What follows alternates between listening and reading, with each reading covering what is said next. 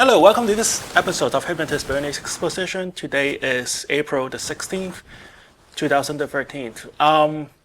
So for those of you who have seen my show before, you will know that I'm a hypnotist. I have a private practice in downtown Boston.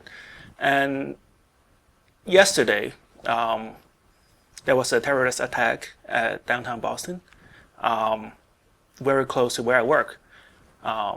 On my way here today to do this show, I was thinking if I should talk about what happened yesterday, or should I just put in a rerun or talk about something else. But, I decided to come in and share some of my experience and, share some of my expertise.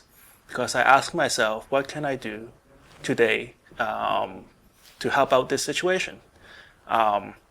So what we usually do when I don't have a guest here is that I'm going to spend about 15 or 20 minutes in the later part of the show and do a group hypnosis session. And for those of you who would like to participate, with your eyes open or eyes closed, you're going to feel very relaxed, calm, and at ease. And sessions like that, I've got a lot of feedback from people telling me that they generally will feel better, feeling more calm, having the stress removed, and they will sleep better at night. And I think that is what a lot of people would need, even without the events of yesterday, and to make them feel good. And I think this is what I'm trying to accomplish by the end of the show. No heavy-duty therapy here. I'm educated in psychology, but what I really want to do tonight is to just share some of my experiences from yesterday, and at the end of the night, help you feel calm and relaxed, happy, and be ready and prepared to go to work tomorrow and go back to your daily routine. And for those of you who need more help, those help are available, but we're just going to be friends. I'm speaking to you tonight as a citizen of the Boston area, and just to share my experience. And I found that as I share my authentic and real experience, other people will find solace in that, and I encourage you to share your experience of the events with your neighbors and encourage them to share it back with you.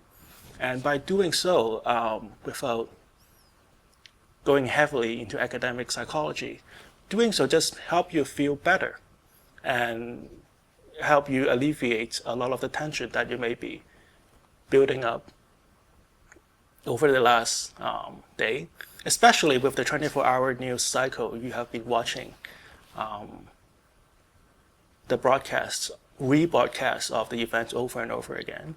And sometimes, as much as I appreciate CNN or NBC, by talking to your neighbors, by sharing your own experience, brings your personal perspective down to earth, down to a place where you can relate, right? So my office, I have a private practice as a certified hypnotherapist. I have a private practice in Copley Square. My office is very close to the location of the, I guess that's the second explosion, very close to the finish line. At the time, I was treating a client, and she was hypnotized at the time. So she reported to me that she did not hear the bang sound. I heard I wasn't looking at the watch, but in finding it later on, I heard the bang at around 2:50. The first bang was a lot louder than the second bang from where I was.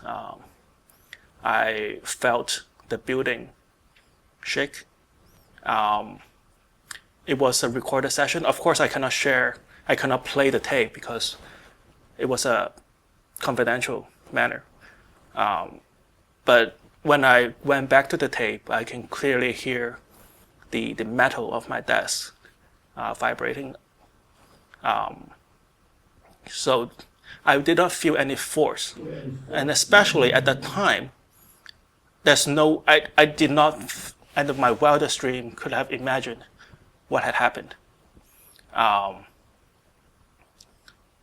thought, and I'm not trying to be funny here, I thought it was a garbage truck crashing into a pole or like another car or something, because the echo of the bang makes me feel that something hollow has crashed into something else that's making that loud bang and then echo, right? So it sounded like a bang bang, that kind of has bang sound.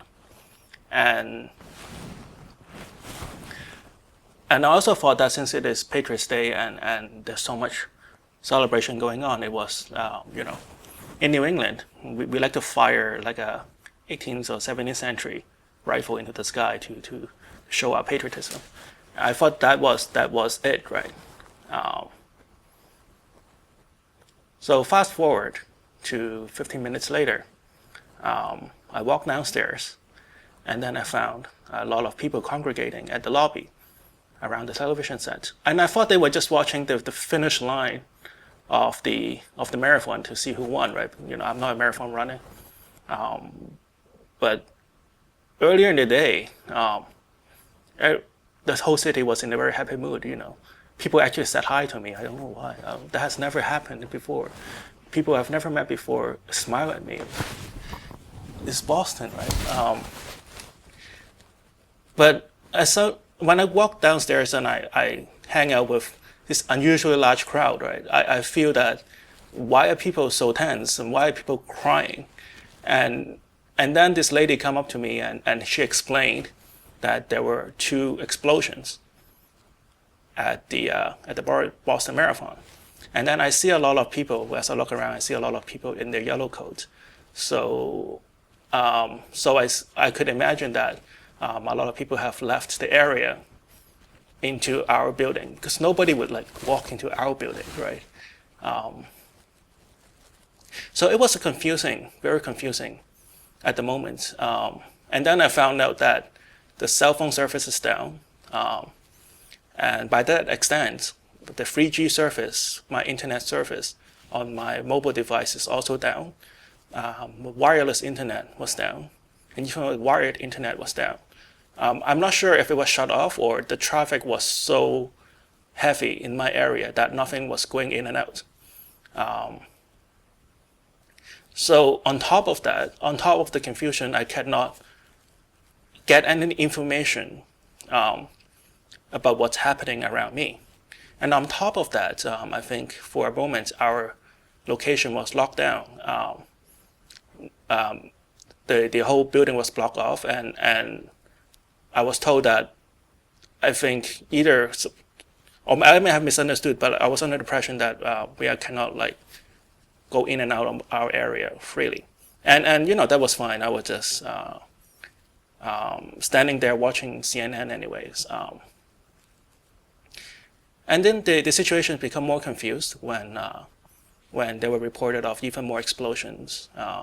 Somebody told us that there were 3 or more packages that was found, and they were suspicious. And then there was a fire in the JFK library, and then the sentiment inside the building, and remind you that we don't have internet there, and we can't really get into contact with anybody. The impression is that we're under attack or something. Now, of course, later on, we found out that there are no more explosive devices in the area other than the 2 bombs that were exploded. And the fire that happened at the JFK library is unrelated. That's what I got from CNN, right? So it was a surreal experience. There was a lot of people crying. Unfortunately, there were a lot of tourists. By unfortunately, I mean I feel bad that this is their first experience of Boston, right? A lot of people are in the building and they don't know where they are. Because this is Boston and this is a new city, and they don't quite know what's going to happen, and they have no clue how to get back to their hotel. I've been told, I found out later on that turns out a lot of their belongings was stored at the finish line, and they couldn't quite get to their IDs and the wallets, and they couldn't find their family members because the cell surface is down. So they just left kind of like wandering in the hallway. There was a lot of crying, which is fine. There was a lot of people just standing there looking lost, which is fine. And I think like one of the most surreal experience there was that we are watching CNN or live feed of news to find out what is happening right outside of us. Sometimes you will hear a police siren driving by, and then we'll hear that siren on CNN after the 2-second satellite delay. And then sometimes we'll hear like bomb-sniffing dogs barking outside, and then we'll hear the sniffing dog barking on CNN. And then I come to the realization that the people who are in Japan or in London or something who are watching CNN and have their full internet access should probably know a lot more about what's happening around me than me standing right at the middle of all the action. And another problem is that at the time, the subway was shut down. And nobody quite know how much of the subway was shut down, right? And there was a lot of rumors going on, and some people say the whole MBTA was shut down. Some people say the airport was shut down, and it was on. So the feeling of trapped inside this little cell of office building lobby has been intensified by a lot, right?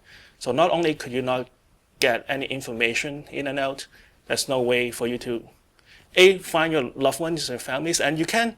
A lot of people. Now, I was lucky, right? So I work there. I know where I am. I have beyond any doubt that I will be able to get home that night because I just know how the MBTA work, right? But people that don't. A lot of people from out of the country, they can't even get back to the passport or the credit cards, which is the bare necessity to survive in the city, right? So I guess there was a lot of fear inside that little microcosm of an office building lobby. But it gets better from there. After like an hour or so. I guess what really tops off the paranoia was people were telling us there was a third explosion. I think it was because police were detonating a suspicious package. I found that out afterwards. When that news came out and people started circulating that particular piece of information, people are just afraid to go outside because they thought there would be more attacks.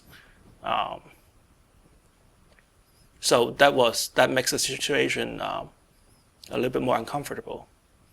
But after like an hour or so, and I think this is around 3-ish, 4-ish, most people know that no more danger will come on to them, and then I forgot what time it was, like 5 or 6. Well, first of all, the internet came back on, and people were able to actually go on the MBTA site.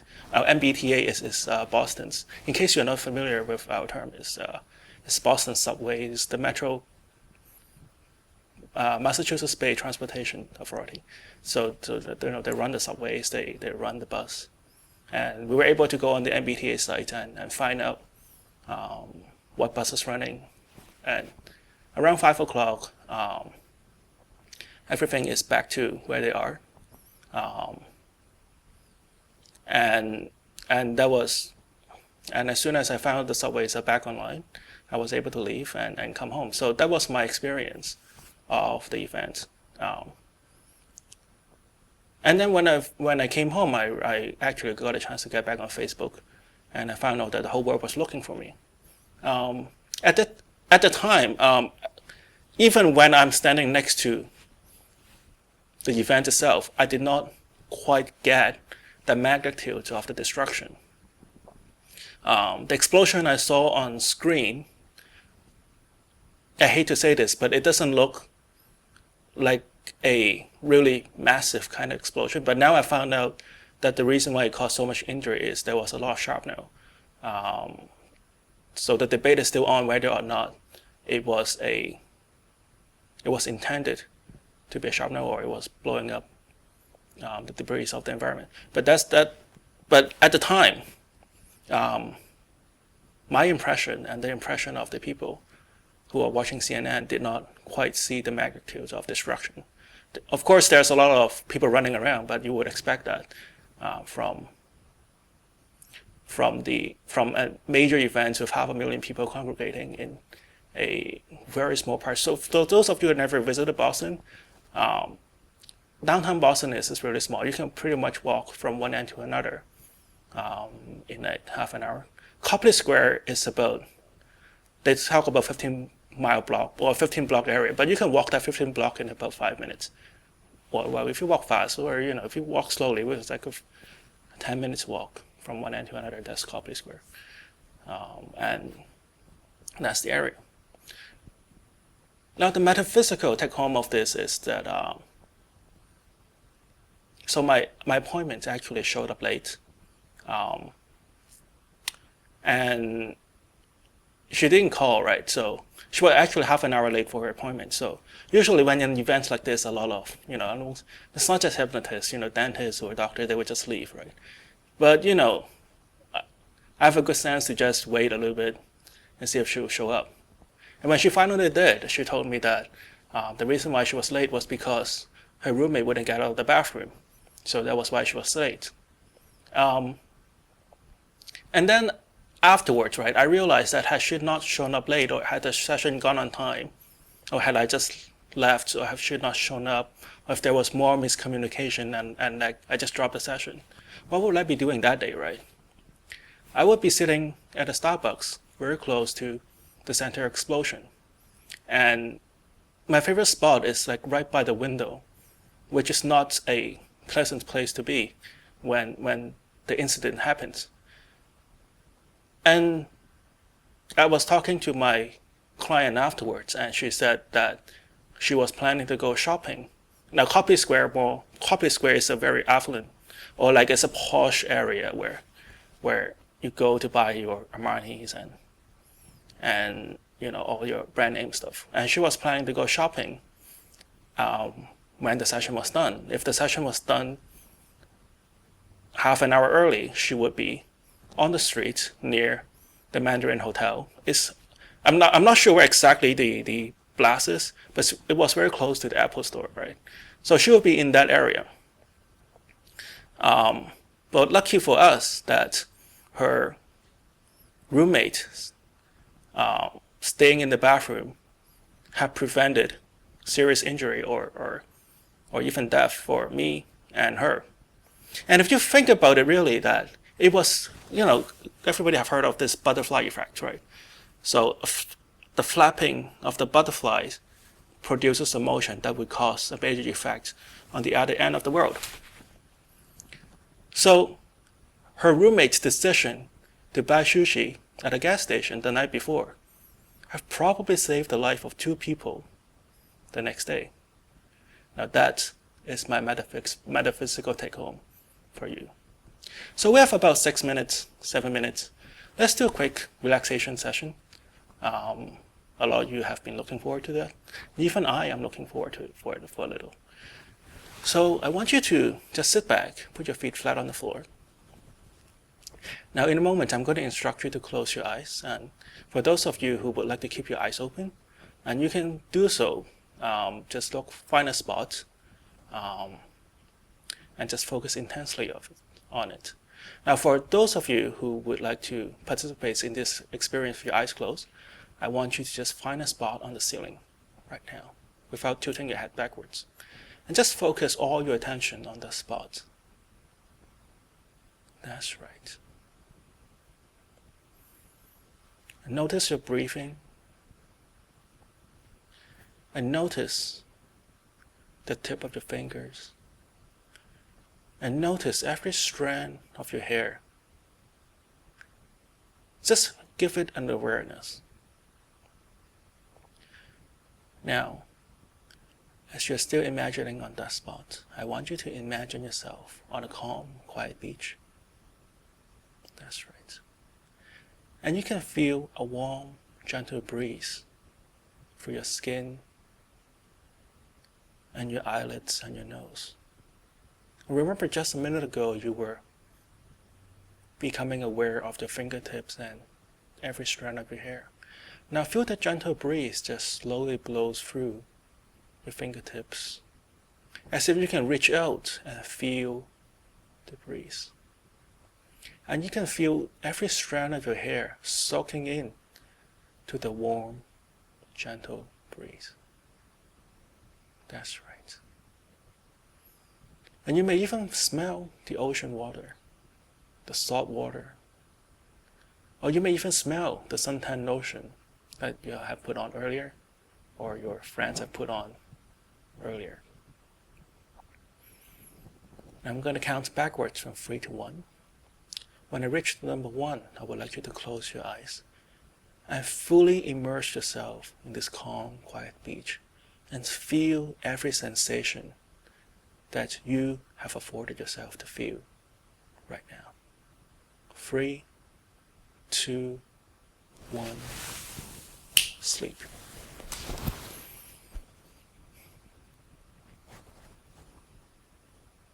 That's right. Now I want you to,